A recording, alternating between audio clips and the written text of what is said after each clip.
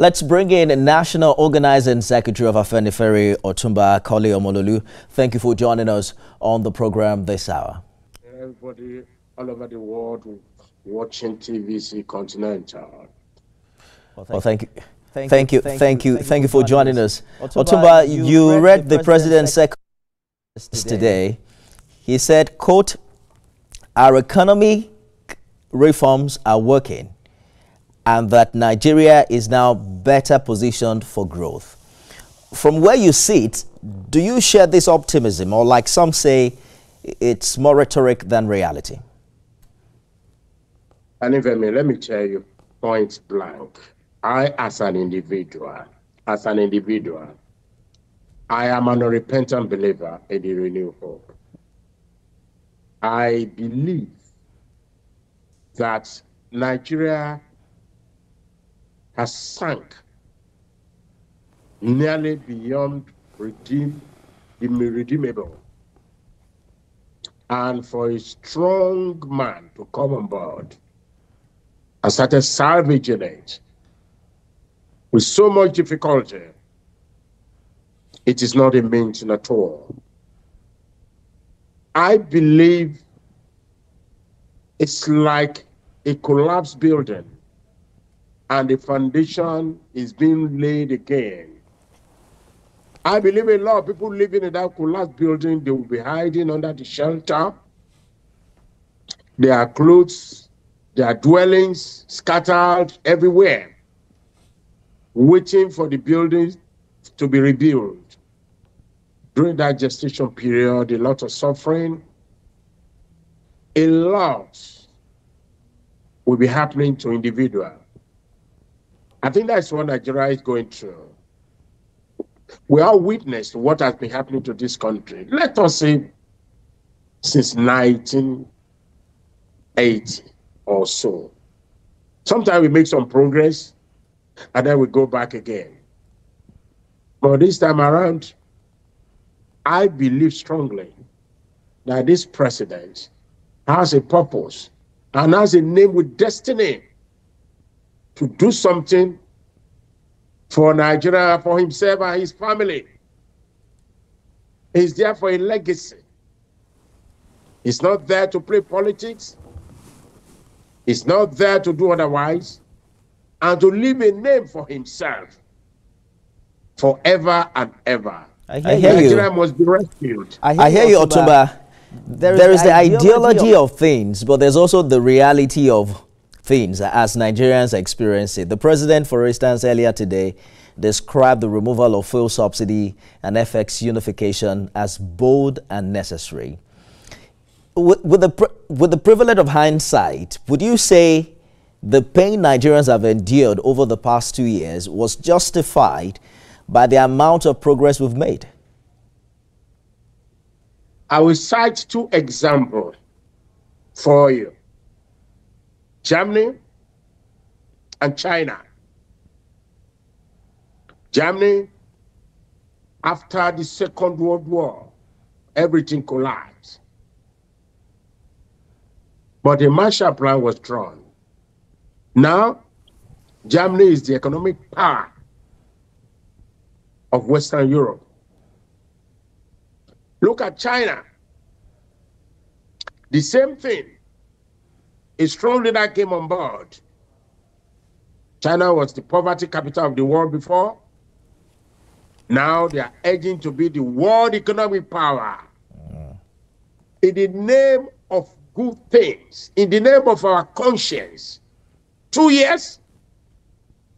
2 years of governance? I mean, let us think, every one of us, we're into this thing together because we have never suffered before. That is the reason why we are lamenting. I am not saying things are not hard, things are not, I am not saying that at all. But again, things, a surgical operation has to be done to remove the cancer that is killing Nigeria. Yes. And this is This is the kind of narrative we had in the first year of this administration. For many Nigerians, they will think that 2 years into the Tinubu administration, we should not only preach the prospect and the renewed hope, we should start feeling it. So the president mentioned inflation easing and the food prices like rice are declining. The last time we spoke, you talked about your connection to the grassroots. Is that a reality Nigerians, particularly at the grassroots, are experiencing? What's the picture from your interactions with ordinary citizens where this is concerned? Well, it looks like we may have lost the organizing secretary of Afenifere for a bit. We're going to keep trying to reconnect with him as we draw a line between the prospect of renewed hope and also the reality on ground. Okay, I understand he's back now. I was asking about what you have seen on the ground, especially from Nigerians at the grassroots. Do you think the reality of these Nigerians mirror the reduction in inflation that Mr. President was talking about? I am a member of the grassroots. I am suffering it as well. It's undergoing the suffering. I am not denying that at all. People are crying. As at yesterday, as of Tuesday, we had a very meeting. All the journalists, all they were telling me is that we are the heir to the people. People are not smiling at all. Definitely, that is the truth. We're at war. War is going on. Old men are going to suffer. Little kids are going to suffer. But I can assure you, I can see that things will be better. It might not be immediate. When this government first came in, I said it's going to take about 8 years. I said it.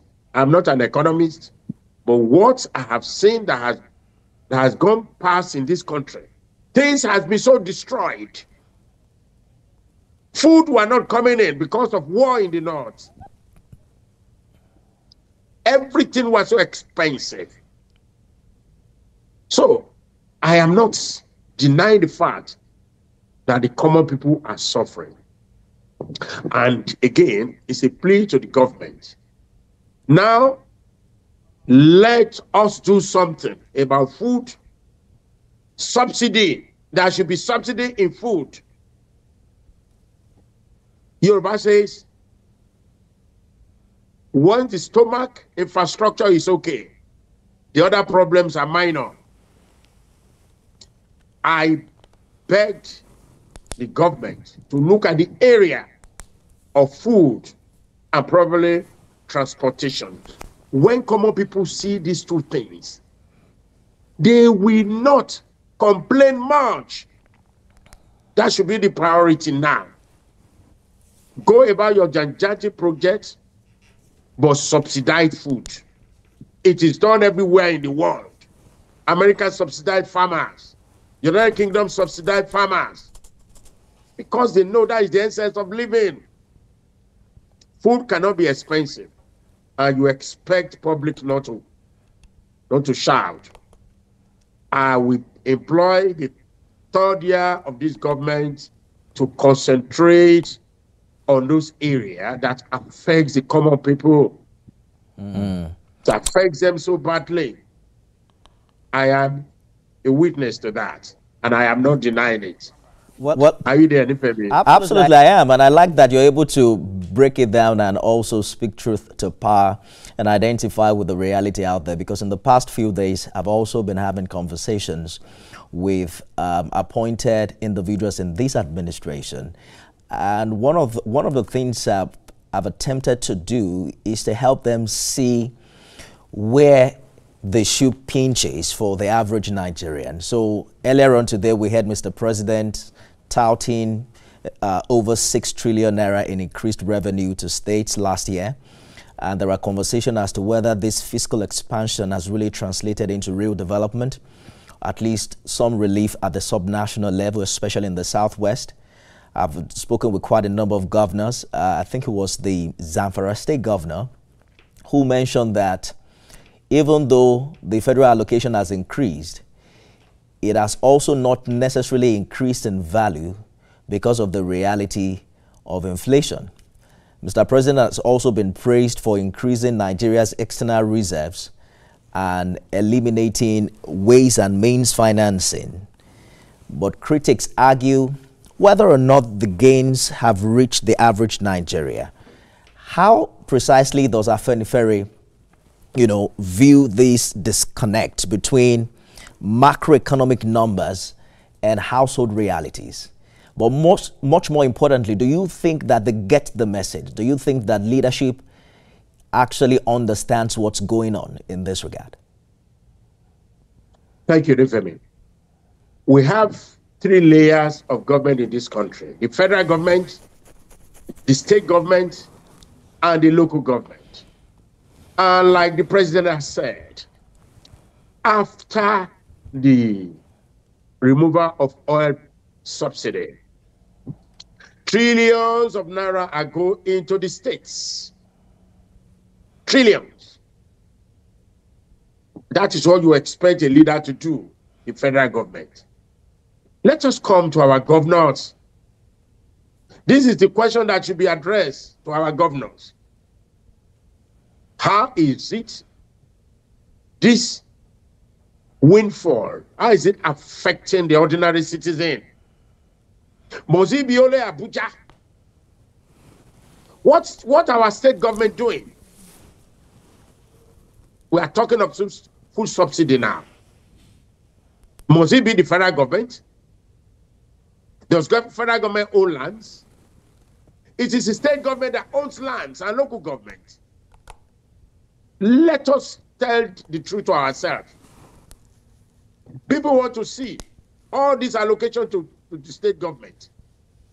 It's not only the civil servants that are in the states. We know all of them are getting their salary as I went through now. What about my mother? What about my uncle in the village?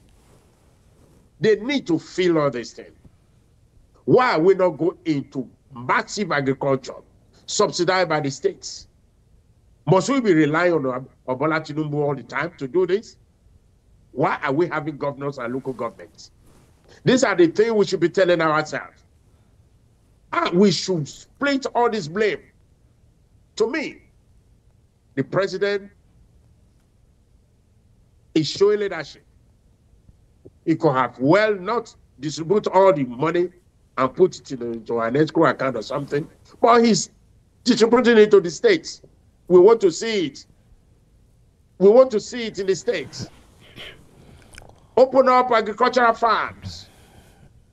Lands are in abundance. In every homes. In the villages, you have a lot of people building just 2-bedroom on 1 acre of land. The rest is land fallow. Engage, even in your compound alone. The other time I came to your program, I said I hardly buy yam anymore because I plant yam in my backyard, in my village. I even take some abroad to my children. You are lucky. Why is the state government? You are lucky to have a land in your village. Not many people have lands in their village, especially those of us in Lagos. You hardly even find the fine earth in your compound because of how crowded, these houses are these days. I live in Lagos. Yes. There are ways, planting, mechanized planting, cement bags, and so on. Put it at your backyard, even on a cement. Plant things. I do all this in my backyard here. I have a backyard here. It's not as crowded. I planted more than 100 yams, tubers of yam, in my backyard in Lagos here. Let us be practical with ourselves. Everything is government, government, government. We are not ready. We are blaming government. It being power, yes. It being power cool. We have to do our own bit. We have to do our own bit. If you go and buy yam, now, the head, plant it in a, put soil, in a cement bag and plant it there until we grow. I've done it in my backyard. All right. I have a friend who lives in America who come here to harvest yam and sell it in Lagos here. All these things are easy. They are simple. You want to live in the city and don't do anything and be blaming government. Let us tell the truth to ourselves. I hear you, Otumba. Perhaps the next time you come, we'll do a practical video so we can teach our viewers how to how to plant yams. But I'd like us to turn our attention to the issue of insecurity. The Renewed Hope agenda pledged to... Oh, Otumba, can you hear me? Can you hear me now? I can hear you a bit now, yeah? Okay. I want us to turn our attention to the issue of insecurity. Mr. President's Renewed Hope agenda pledged to improve national security, but we've seen some widespread challenges, especially in the north, in the recent year. Is the federal government, in your opinion, doing enough to secure Nigeria, especially from what we're hearing from the northeast? You know, Boko Haram now gaining some territories, you know, in Borno State. You followed closely the challenge in the Middle Belt in states like Plateau and Benue, where people cannot even stay in their villages or go to farms anymore. Thank you. You see, until we believe that God exists in this country, why some people, there was an expose by a state governor telling us that there is a collusion within the security service, within the political arm, and some individual colluding with terrorists. It was a governor that said this. And then did you realize and know that in Saudi Arabia, a wife and a mother of a terrorist was arrested? How did they get the passport, a legitimate passport? How did they get NI? I mean, their NI, what do you call it? How did they get it if there's no collusion somewhere? I mean, that's a big problem in this country. That's insincerity, that's evil. A lot of evil. The president must go to the bottom of this thing. There was an exposure the other time on television, I think it's 2021, by a retired military officer, that some people were caught sponsoring terrorism. Where are they? Let us go to the bottom and fish out all this evil. Let Nigeria have peace. Why so a lot of leaders are planning for the greatness of Nigeria as the black, as the largest black nation on earth, the hope of the black people on earth. Some people are planning for its disintegration because of personal gain. It is why we have elected leadership. I remember Mr. President saying that he asked for this job, he understood the challenges, and he's ready to take it on. But I also know that Afenifere in the time past had long advocated for state police. With rising insecurity and calls for decentralized policing, why do you think this reform appears to still be elusive 2 years into this administration? Do you suspect that some political interests are standing in the way? Where I suspect is a strategy. I suspect it's a strategy. The president knows whom he is dealing with. He knows the evil that surrounds us in this country. I believe he's taking it easy until he gets there. But there are some areas that is being widely accepted, in which we believe that the president should implement it now, which is the area of state police. Nearly every state now Even those who were against it before, they now see the importance that let local people be the police of their own area. I think the president should have that as a priority before the end of this year. Grant us local policing. It has been done in this country before. It is not a novel idea. It's not new. It's not new. Even there was a local government police. We all grew up to know all these things. So why the delay? We tried in the Southwest to have our own policing system through the Amateco. The federal government should understand what we are doing. They should be equipped. They should be given the proper ammunition to fight terrorism. Not for them to be coming into church in our and be slaughtering innocent human beings. Not for them to be getting to Akure North and be killing innocent human beings in their villages, in their homes. Because the Amateco are not properly armed. They are only armed with shakabula. These are the kind of things the federal government should do. Now, we are talking of our bushes now. The federal government has come about with what is called forest guard. We should know forest guard is not new. Forest guard, Obafemi Awolowo instituted it in Western Nigeria. Now, because the terrorists are using the bush to torment us, let the states have the power to introduce forest guard. Forest guard should not be anything with the federal government. Does federal government have land in this? They don't have land. They don't have an inch of land. Only Abuja and Capital Territory, they have lands. So why will it be a federal government agency? Equip the state, give them the money. Let them set up forest guards. Let's go into the bush, train people, and flush out evil. All right. Flush them out. Their father, their mother, their children, get rid of them in our bush. We are predominantly farmers. Why would there not be scarcity of food? When terrorists are laying ambush in the bush to kill our children, to kill our wife, to maim our wife, to do all sorts of things, all sorts of evil, give us the ammunition to get rid of them. This forest guard is a good idea, but let the state handle it. If the federal government is handling it, it is unitarianism. It's anti-federalism. It is not good for us.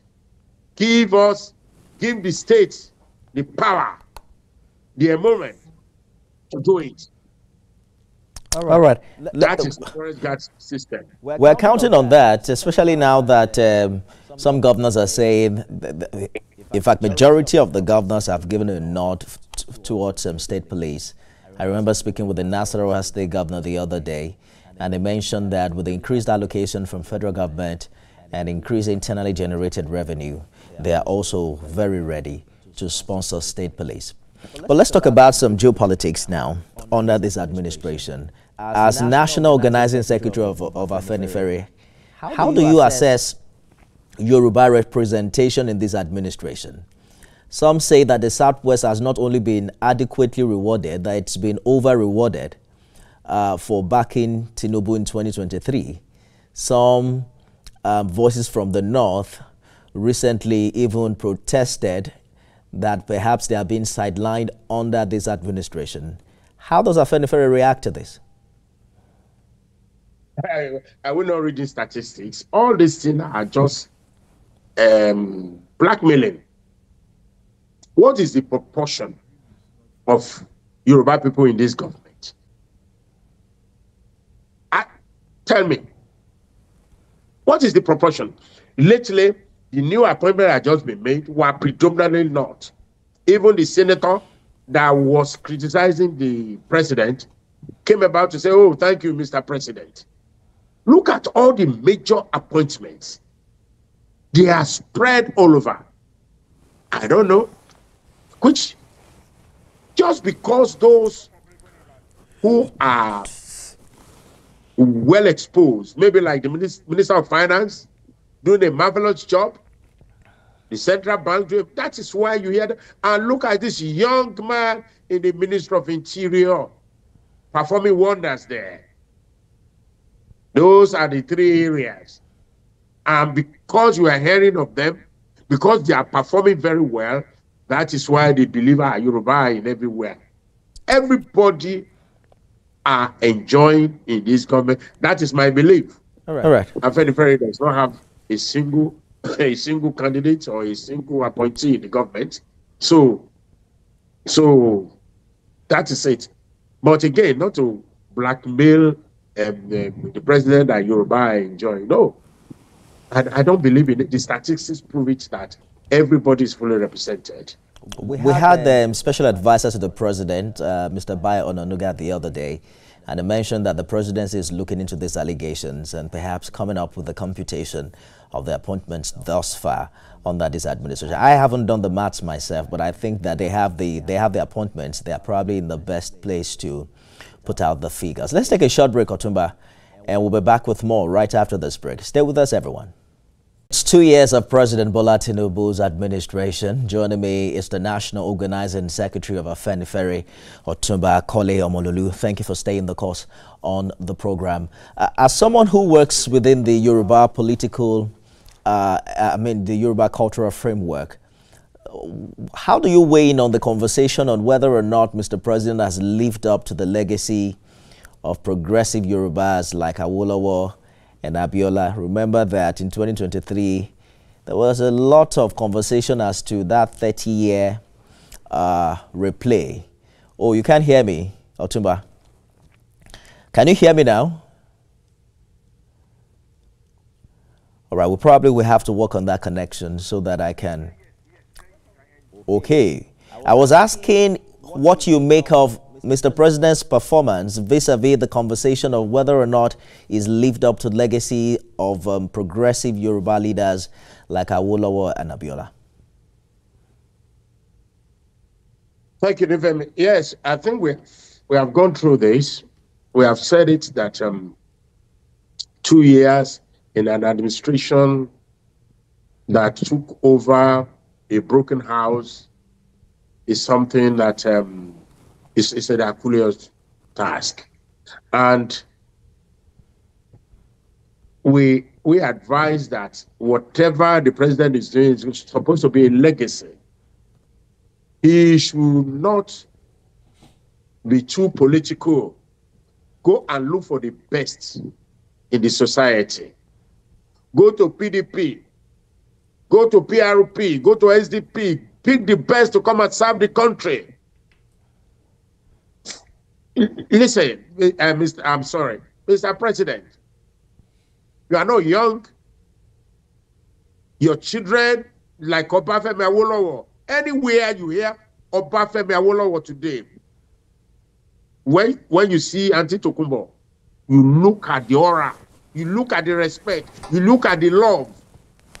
That is the second Oduduwa in Yoruba land because of what the father has done.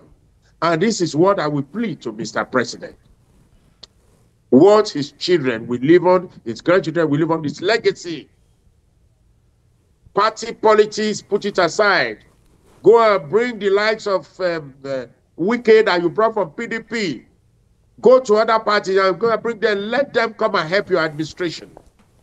Look for the best in the north. Go to the east. Go and bring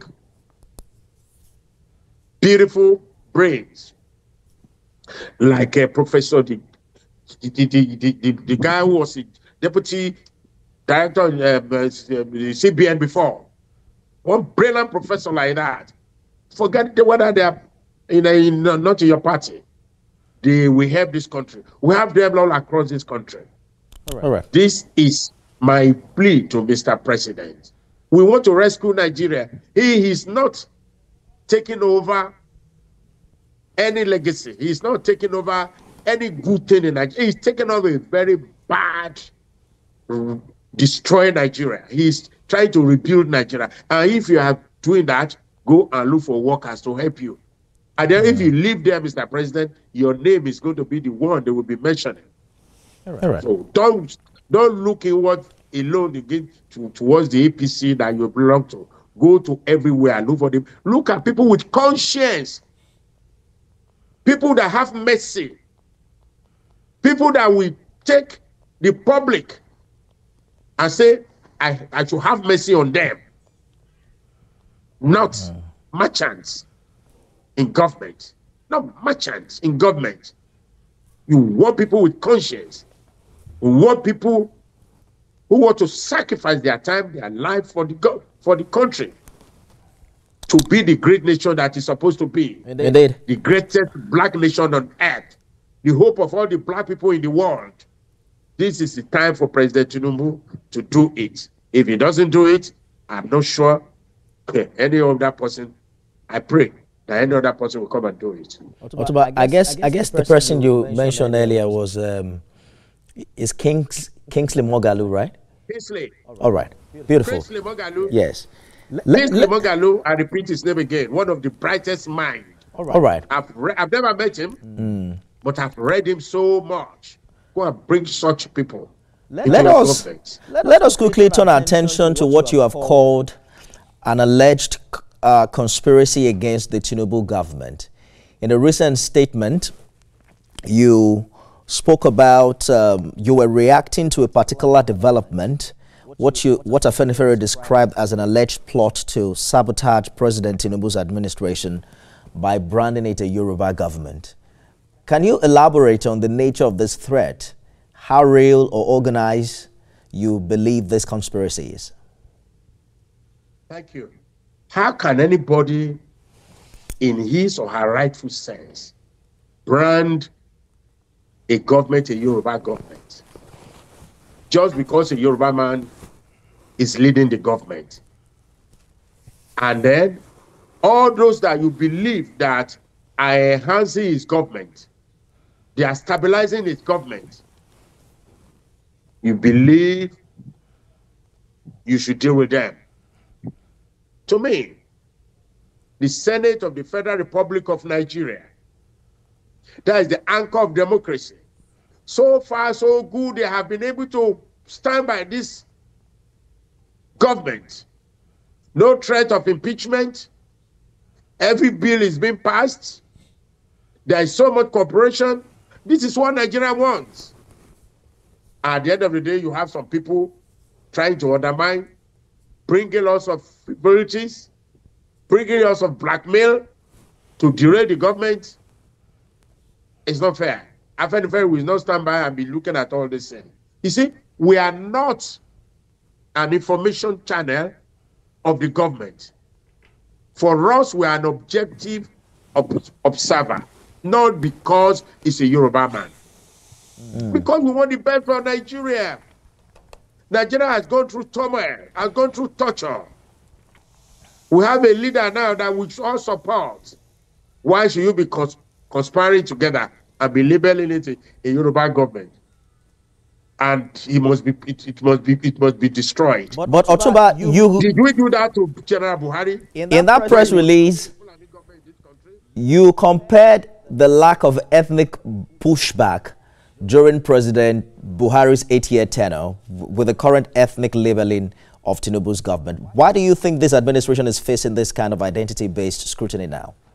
It is not. It is a blackmail. It is a blackmail by enemies of Nigeria, not just enemies of Asiwaju Bola Ahmed and Tinubu.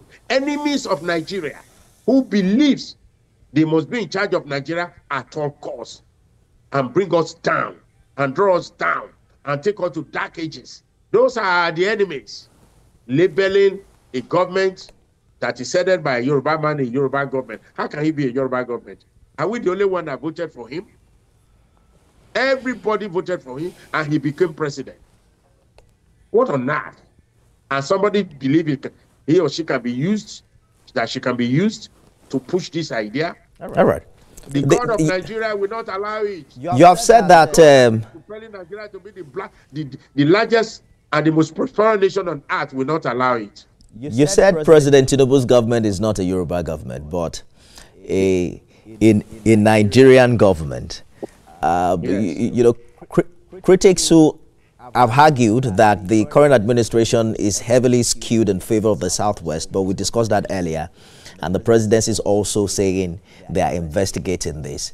But is Afenifere concerned that defending Mr. President against such attacks might itself deepen ethnic polarization or fuel? We are not defending Mr. President. We are not defending anybody. Just a minute. Saying, yes, but they are saying that the stance the organization is taking right now might fuel a perception of ethnic loyalty over national objectivity. How do you respond to that? What is national objectivity when you are trying to drill a government? Afenifere stand for Nigeria, even though we are Yoruba, and we have been doing it. When Shugaba was being deported out of Nigeria, Shugaba was in the NPN. He was not a member of UPN. It was Yoruba people that went to fight for him.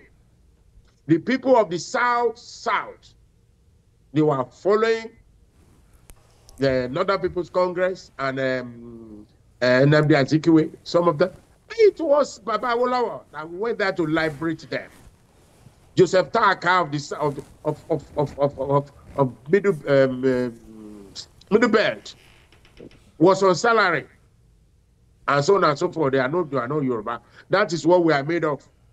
If we see something good, we say it. This is not about defending anybody. We are not defending anybody. We are just being objective. We have been the only nation in this country that has never asked for the dissolution of this country. We have never. We never say Araba. We never wage war. We never cause civil war.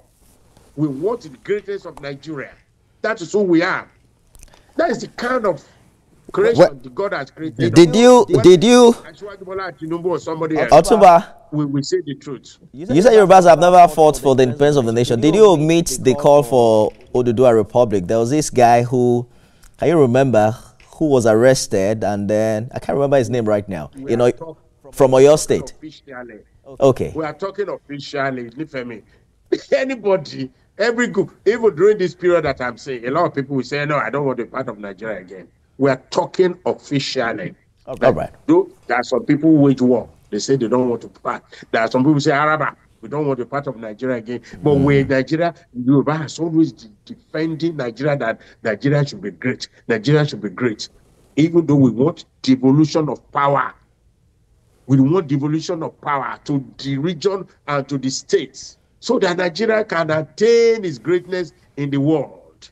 That is who we are. Some argue that Afenifere has become too politically aligned with the presidency. How do you maintain your role as a watchdog for Yoruba interests while also defending the president so passionately?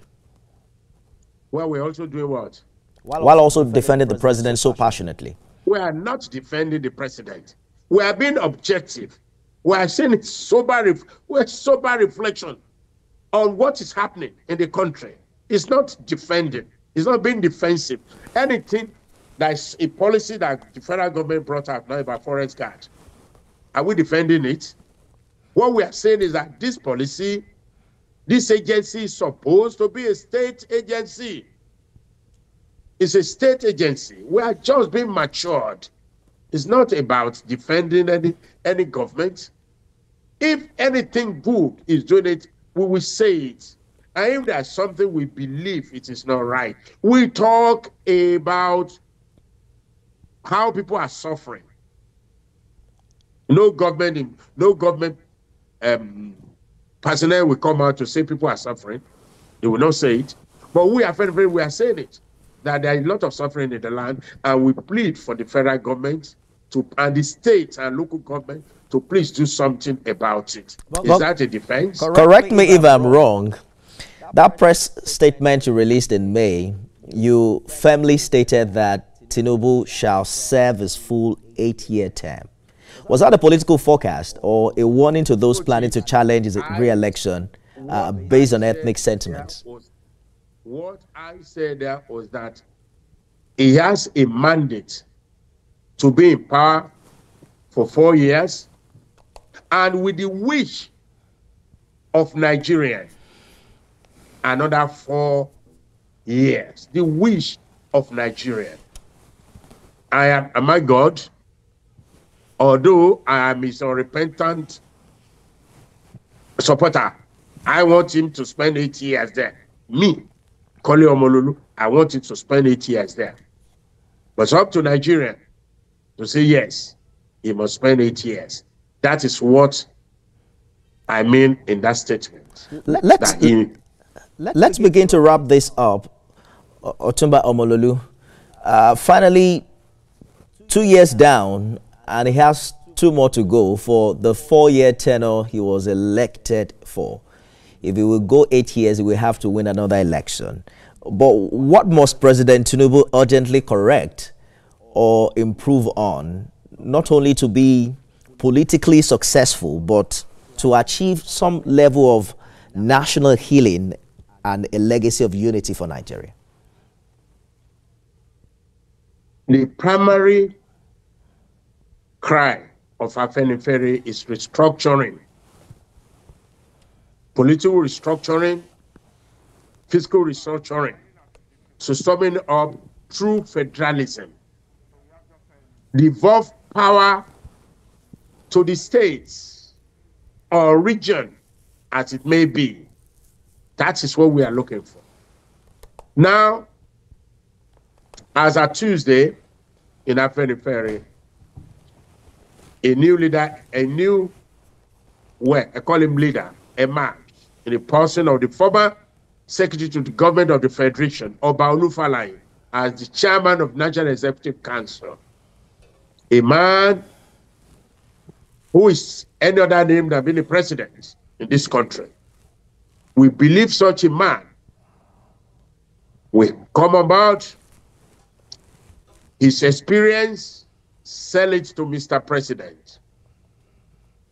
He's one of the brightest mind in the world.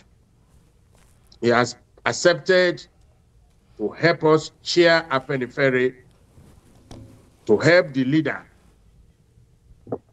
to propel Yoruba and Afenifere forward. He will offer Mr. President his wealth of experience. Remember, the man was voted for overwhelmingly when he ran for election in this country by all the Yoruba people. They voted for him against General Obasanjo. They wanted him. During the national conference, they elected him as the leader. At Ile-Ife, during the time of Obashijuade, he was appointed the leader. So he's a natural leader in any form of shape. We are relying on him to help heal the wound in the land, bring him together all Afenifere, inclusive of Mr. President, who is a member of Afenifere too, and offer his brilliance in economics to Mr. President. All right. This is our gift to Nigeria. Oba Olufalaye, CFR GCON. This is our gift to Yoruba land. This is our gift to Nigeria. I believe Nigeria should make use of him now that Afenifere has offered him. So is he automatically taking over from Baba? God is the one that can decide that. Until Baba dies, when the leader dies, that is when there is a new leader. All right. When the leader dies, you don't bury a king alive. Nobody can be called leader except the leader is dead. That is Afenifere tradition. That's our tradition. Olori Ebi system. Okay. So it's up to Oba Falaye if Baba dies. We have many leaders who can take over from Baba. We have Senator Okoromo there. We have General Ani Akinade. But as chairman, we have to go now, Otumba. But as chairman of NEC, is he next in line for the leadership? Is that what it means? Obviously. Okay. Obviously, yes. All right. Is the Prime Minister. Obviously, yes. We have to go now. Yes. He acts in the name of the leader. Anything now, he acts in the name of the leader and do it, but the leader is still the leader. We have completely run out of time. National Organizing Secretary Afenifere, Otumba Kole Omololu, thank you so much for talking to us. Thank you, Nifemi. Anytime I will answer you. You are a very, very good uncle. Thank you. Thank you for the very kind words. Well, that's our show today, everyone. Thanks for being a part of it. Remember, you can watch it again